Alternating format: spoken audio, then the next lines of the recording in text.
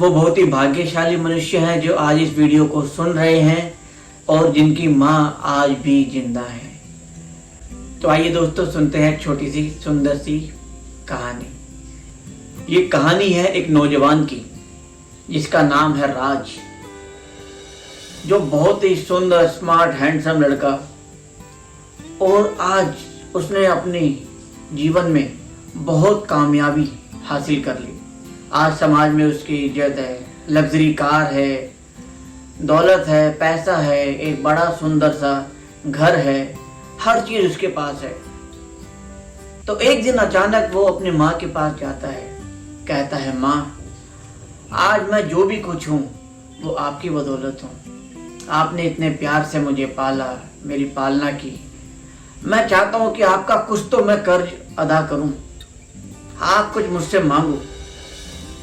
माँ कहती है, बेटा मैंने जो प्यार ममता तुझ पर लुटाई वो तो मेरा फर्ज था, मुझे उसके बदले कुछ नहीं चाहिए। बच्चा बार बार जिद करता है, नहीं माँ नहीं, मेरा बहुत मन है, कुछ तो मांगो, कुछ तो मांगो, मैं चाहता हूं कि कुछ तो कर्ज मैं चुकाऊं।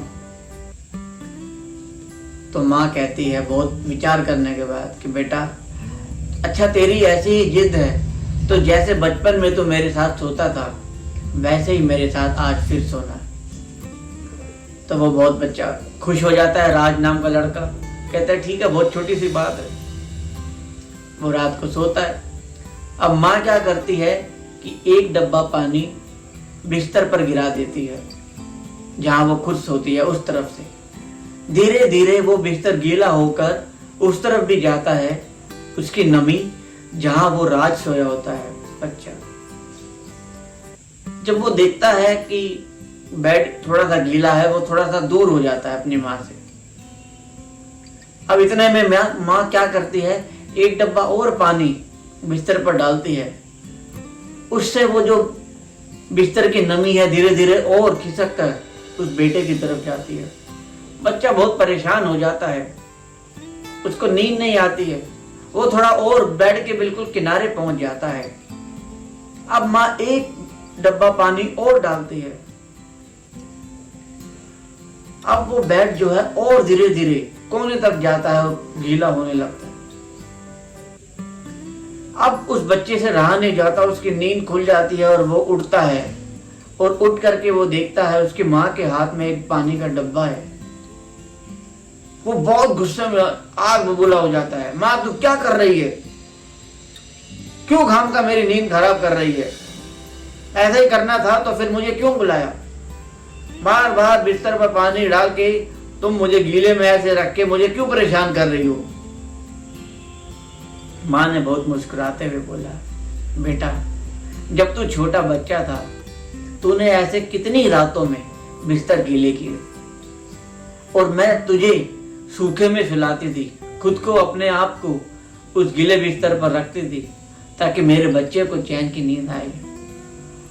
और आज तू जरा सी देर भी उस गीले बिस्तर को नहीं सहन कर पाया और माँ से दूर होता चला गया। ऐसा सुनकर राज को बहुत शर्मिंदगी महसूस हुई और उसको महसूस हुआ कि हाँ, माँ के एहसान को हम कभी नहीं भूल चुका सकते। माँ ने कितनी ना जाने रातों को हमारे लिए जाग करके मेहनत करके दोस्तों हमारी पालना की है, हमें इतना सशक्त बनाया कि आज हम समाज में खड़े हैं मुंह दिखाने के लायक। आज हम अपने पैरों पर चलना सीखे हैं तो हमारी माँ की वजह से। और इस आधुनिकता के दौर में हम लोग कहीं ना कहीं अपने दोस्तों संबंधों में, यारी दोस्ती में इतना उलझ गए हैं, अपने बाल बच्चों में इतना उलझ गए हैं कि हम अपनी माँ की तरफ ध्यान नहीं देते। तो प्यारे भाइयों बहनों, अभी भी वक्त है। देवी माँ की पूजा तो हम कर रहे हैं, पर लेकिन जो घर में हमारी माँ है क्या उसकी पूजा कर रहे हैं? तो सबसे पहले अपनी माँ का आशीर्वाद हम लें तो सारी दुनिया हमारे लिए जन्नत बन जाएगी दोस्तों। तो इन्हीं शब्दों के साथ आज की ये कहानी पूरी होती है। कल फिर मिलेंगे सुबह 9:30 बजे एक नई कहानी के साथ। तब तक के लिए बाय बाय, टेक केयर।